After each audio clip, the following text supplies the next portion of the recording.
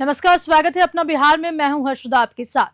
सामरिक दृष्टिकोण से महत्वपूर्ण पूर्णिया जिले में 7 तारीख को नागरिक सुरक्षा मॉक ड्रिल का आयोजन किया जाएगा। पूर्णिया जिले में सामरिक दृष्टिकोण से नागरिक सुरक्षा को मजबूत बनाने के लिए 7 मई को यानी कि आज मॉक ड्रिल का आयोजन होगा। जिलाधिकारी कुंदन कुमार और पुलिस अधीक्षक कार्तिकेय शर्मा ने कहा कि इस दौरान शाम 7 बजे से 7:10 तक ब्लैकआउट किया जाएगा। इस 10 मिनट के दौरान सभी नागरिकों को अपने घरों की बत्तियां बंद रखनी होगी और सड़क पर चलने वाले वाहनों की लाइट भी बंद की जाएगी। इसके पहले सायरन की आवाज के जरिए लोगों को सचेत किया जाएगा। जिलाधिकारी ने कहा कि ये रूटीन ड्रिल है जिसका मकसद लोगों को जागरूक करना है, न कि किसी तरह का पैनिक फैलाना। पुलिस अधीक्षक ने भी नागरिकों से अपील की है कि वे इस दौरान नियमों का पालन करें। साथ ही उन्होंने कहा कि ये मॉक ड्रिल भविष्य में ग्रामीण इलाकों में भी की जाएगी ताकि जिले के सभी लोग नागरिक सुरक्षा के प्रति जागरूक हो सके। पूर्णिया से विनीत राज की रिपोर्ट। बुलाया है ये एक अत्यावश्यक चीज के लिए आप लोगों को बुलाया गया है यहाँ पे, जिसमें कि सिविल डिफेंस के कुछ मॉक ड्रिल कल हम लोग कराने वाले हैं और रेगुलरली आगे भी कराएंगे। तो इस चीज के लिए आपको इंफॉर्मेशन देने के लिए किया गया है और आपके माध्यम से पूर्णिया वासियों को ये पता चल सके कि किसी भी आकस्मिक स्थिति से की तैयारी के लिए हमारे जो लोग हैं, जो आमजन हैं, वो किसी भी आकस्मिक स्थिति में तैयार रहें। तो एक सिविल डिफेंस का मॉक ड्रिल किया जाना है। कल टाइमिंग हम लोग जो रखा गया है, जो निर्देशित है, वो है 7 बजे से 7:10 तक। ये है कि वो अपनी अपनी जिम्मेवारी लें, वो अपने घर की लाइट ऑफ कर लें। केवल 10 मिनट की बात है। इस चक्कर में ये नहीं रहना है कि दूसरे घर जाके वो करने लग जाए। अपनी अपनी जिम्मेवारी लें ताकि हम लोगों को ये असेसमेंट हो सके कि कितनी तैयारी है हम लोगों को, और लोगों का आकलन भी हो सके कि कोई अगर विषम परिस्थिति आती है तो क्या करना है उसके लिए। पहलगाम हमले के बाद बेगूसराय की बरौनी रिफाइनरी को सुरक्षा के मद्देनजर हाई अलर्ट पर रखा गया है। आपको बताते चलें कि जम्मू कश्मीर के पहलगाम में हुए आतंकी अटैक के बाद भारत और पाकिस्तान के बीच बढ़ते तनाव को देखते हुए केंद्र सरकार ने सभी राज्यों को हाई अलर्ट पर रखा है। इसी कड़ी में बेगूसराय की बरौनी रिफाइनरी और बरौनी पाइपलाइन को भी सुरक्षा की दृष्टि से हाई अलर्ट पर रखा गया। बेगूसराय पुलिस और रिफाइनरी प्रशासन इस समय पूरी तरह से सतर्क है। हमारे संवाददाता संतोष कुमार ने बरौनी रिफाइनरी और पाइपलाइन का दौरा किया, जहां सुरक्षा कर्मी पूरी मुस्तैदी के साथ तैनात मिले। उन्होंने बताया कि पाकिस्तान की ओर से लगातार आतंकी गतिविधियों को देखते हुए इस क्षेत्र में सुरक्षा व्यवस्था कड़ी कर दी गई। आने जाने वाले पर व्यक्ति की गहन जांच की जा रही है और हर गतिविधि पर कड़ी नजर रखी जा रही है। बेगूसराय से चंदन कुमार की रिपोर्ट। बेगूसराय के वीर सपूत शहीद सुजीत कुमार का पार्थिव शरीर आज उनके पैतृक गांव अमरपुर पहुंचा, जहां पूरे राजकीय सम्मान के साथ अंतिम विदाई दी जाएगी। आपको बता दें कि जम्मू कश्मीर के रामबन जिले में एक सैन्य ट्रक के 500 मीटर गहरी खाई में गिरने से शहीद हुए बेगूसराय के चकिया थाना क्षेत्र के अमरपुर गांव के वीर सपूत सुजीत कुमार का पार्थिव शरीर आज उनके पैतृक गांव पहुंचा। उनके अंतिम दर्शन के लिए गांव में सैकड़ों लोग जुटे और वीर शहीद अमर रहे के नारे गूंजने लगे। सुजीत कुमार मूल रूप से अमरपुर वार्ड नंबर 8 के निवासी थे। उनका पार्थिव शरीर मोकामा के ओटा 0 माइल से गांव लाया गया, जहां से उसे सिमरिया घाट पर पूरे राजकीय सम्मान के साथ अंतिम संस्कार किया जाएगा। सुजीत कुमार 2001 में भारतीय सेना में सिपाही के रूप में शामिल हुए थे और पठानकोट में ज्वाइंट कमिश्नर ऑफिसर के पद पर तैनात थे। उनके परिवार में पत्नी सिंधु देवी, एक बेटा, 2 बेटियां और 3 बहनें हैं। उनकी बेटी संध्या कुमारी पटना में सेना में जाने के लिए एनडीए की तैयारी कर रही है। बेगूसराय से चंदन कुमार की रिपोर्ट।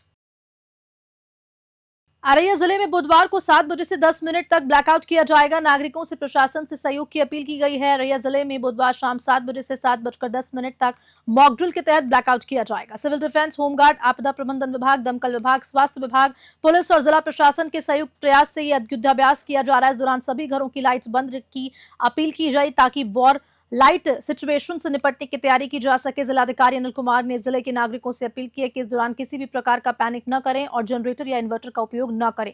उन्होंने कहा कि यह मॉक ड्रिल केवल युद्ध की तैयारी का एक अभ्यास है, न कि किसी आपात स्थिति का संकेत। अररिया से मुबारक हुसैन की रिपोर्ट। मॉक ड्रिल किया जा रहा है जिसकी शुरुआत कल से की जानी है।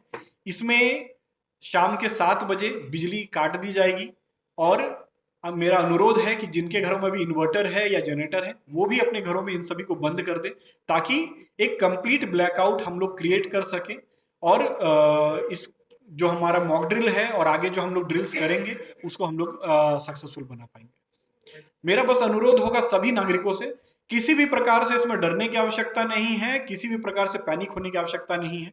मैं पुनः रिपीट कर रहा हूं, ये प्रिपेयर्डनेस की ड्रिल है, पैनिक की ड्रिल नहीं है। प्रिपेयर रहें ताकि किसी भी परिस्थिति में हम अपने परिवार का, अपने समाज का किसी भी प्रकार की हानि और क्षति होने से बचा सके। समस्तीपुर के खाटू श्याम बिहारी मंदिर परिसर में जिला प्रशासन और व्यवसायियों के बीच संवाद संगोष्ठी का आयोजन हुआ, जिसमें शहर की सुरक्षा, सुंदरता और अतिक्रमण पर विचार विमर्श किया गया। बताते चले कि समस्तीपुर शहर के खाटू श्याम बिहारी मंदिर प्रांगण में बुधवार को जिला प्रशासन और व्यवसायियों के बीच संवाद संगोष्ठी का आयोजन किया गया।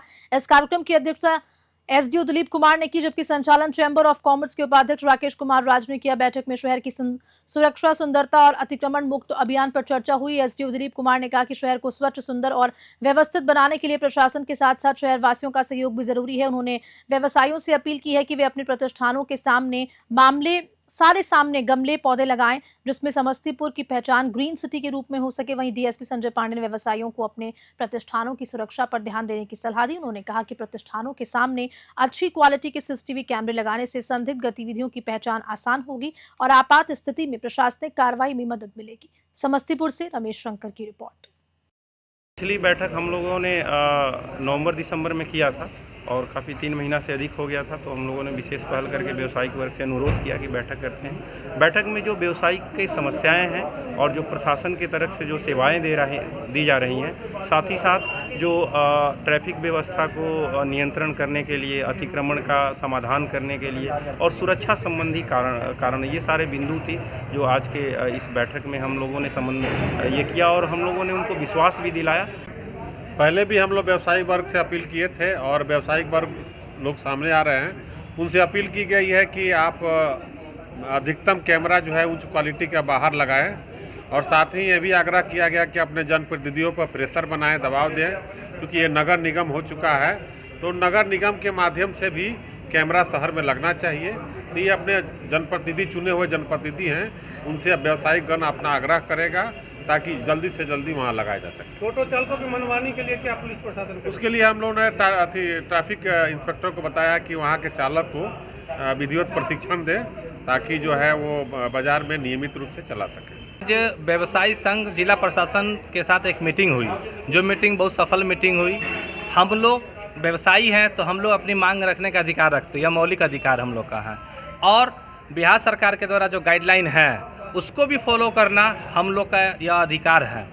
और हम लोग अपने नियम के साथ अतिक्रमण में अगर जो व्यक्ति इस प्रकार के अगर अतिक्रमण कर रहे हैं तो हम व्यापारी लोग, जो बुद्धिजीवी लोग हैं, उस पर हम लोग को भी सहयोग करेंगे और इसमें एक सरलता पूर्वक एक रास्ता निकालकर अतिक्रमण मुक्त समस्तीपुर शहर बनाने में हम लोग यह कार्यक्रम को सफल करेंगे। लखीसराय नगर परिषद के कई वार्ड्स में गंदगी का अंबार लगाया, जबकि सफाई कर्मियों को मास्क और ग्लव्स जैसी बुनियादी सुविधाएं भी नहीं मिल पा रही हैं।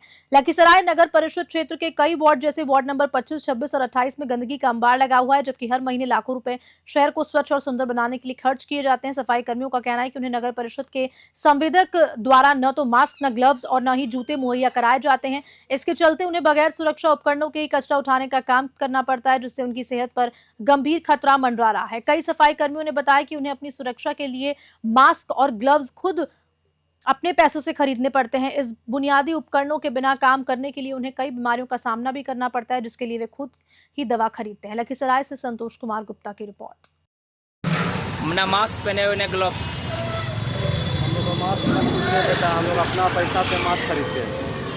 ना हम लोग को जूता मिलता है, वर्दी भी नहीं है, ना हम लोग को वर्दी भी है। भागलपुर नगर निगम की लापरवाही एक बार फिर सामने आई है, जहां शहर के बड़े नालों की उड़ाई में लगे सफाई कर्मियों की सुरक्षा को पूरी तरह से नजरअंदाज किया जा रहा है। भागलपुर नगर निगम द्वारा इन दिनों शहर के बड़े नालों की उड़ाई करवाई जा रही है, लेकिन इस कार्य में लगे सफाई कर्मियों की सुरक्षा पर कोई ध्यान नहीं दिया जा रहा। सफाई कर्मियों में न तो हेलमेट, न दस्ताने और न ही सुरक्षा बूट मुहैया कराए जाते हैं। सफाई कर्मियों के अध्यक्ष ने इस पर चिंता व्यक्त करते हुए कहा कि यदि किसी सफाई कर्मी पर नाले का ढक्कन या कोई भारी वस्तु गिर गई तो एक बड़ा हादसा हो सकता है। बिना सुरक्षा उपकरणों के नालों में उतरना जानलेवा हो सकता है।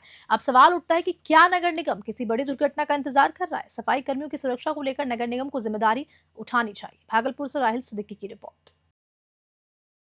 बोधगया में जदयू के राष्ट्रीय प्रवक्ताओं और मीडिया सेल के पदाधिकारियों के लिए 2 दिवसीय सेमिनार का आयोजन किया गया, जिसमें मुख्य अतिथि के रूप में जदयू के राष्ट्रीय कार्यकारी अध्यक्ष संजय कुमार झा ने शिरकत की। बता दें कि एक निजी होटल में जदयू के राष्ट्रीय प्रवक्ताओं और मीडिया सेल के पदाधिकारियों के लिए आयोजित 2 दिवसीय सेमिनार का शुभारंभ जदयू के राष्ट्रीय कार्यकारी अध्यक्ष संजय कुमार झा ने किया। इस मौके पर प्रदेश अध्यक्ष उमेश कुशवाहा, मुख्यालय प्रभारी चंदन सिंह सहित अन्य नेताओं ने दीप प्रज्वलित कर कार्यक्रम की शुरुआत की। मुख्य अतिथि संजय कुमार झा का कहना है कि ये कार्यशाला प्रदेश भर के मीडिया सेल के पदाधिकारियों के लिए है, जिसका उद्देश्य बिहार सरकार के मुख्यमंत्री नीतीश कुमार द्वारा किए गए कार्यों को लोगों तक पहुंचाना है। उन्होंने कहा कि बिहार और केंद्र सरकार की डबल इंजन की सरकार द्वारा हुए विकास कार्यों की चर्चा करनी है और और जो मदद बिहार को केंद्र सरकार से मिली है उस पर भी लोगों को अवगत कराना है। संजय कुमार झा ने तेजस्वी यादव के मुख्यमंत्री नीतीश कुमार के बारे में दिए गए हाईजैक वाले बयान पर कहा कि सीएम नीतीश कुमार तो बिहार की यात्रा पर निकले और आगे भी यात्रा जारी रहेगी। उन्होंने तेजस्वी यादव को जवाब देते हुए कहा कि उन्हें अब हमारी पार्टी की चिंता करने के बजाय अपनी पार्टी पर ध्यान देना चाहिए। गया से नीरज की रिपोर्ट।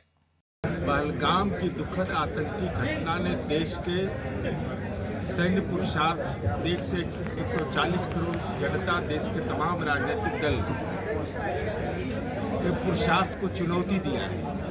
तो ये तो केंद्र सरकार की एक औपचारिक प्रक्रिया है वो, लेकिन पूरा देश पहलगाम की दुखद आतंकी घटना जिस बर्बरता तरीके से किया है उसके लिए बदला लेने के लिए देश कटिबद्ध है।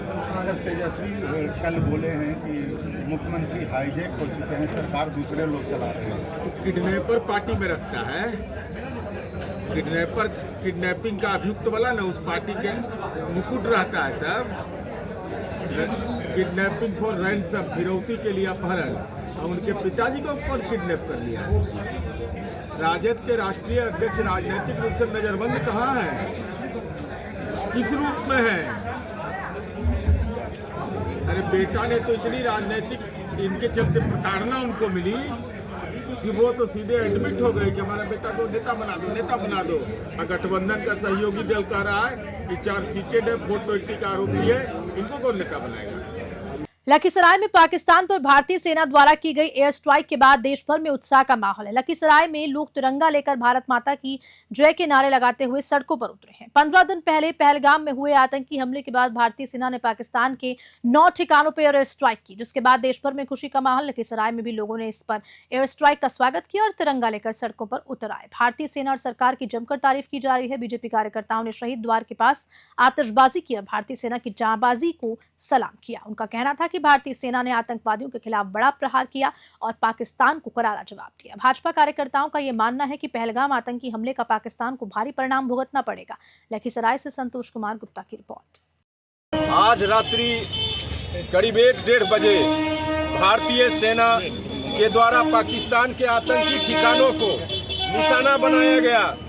भारत वो देश है जो आतंकवाद के खिलाफ कार्रवाई भी करता है और दुनिया को बताता भी है कि हम जहां मारते हैं वहां बोलते हैं और बोलकर मारते हैं। 9 जगह पर एयर स्ट्राइक हुए हैं, जिसमें 3 अंतर्राष्ट्रीय आतंकवादी संगठन के बंकरों को ध्वस्त किया गया है। और ये दुनिया में वैसे लोग हैं जो शांति के नाम पर कलंक हैं, वह लोग आज बेनकाब हो गए।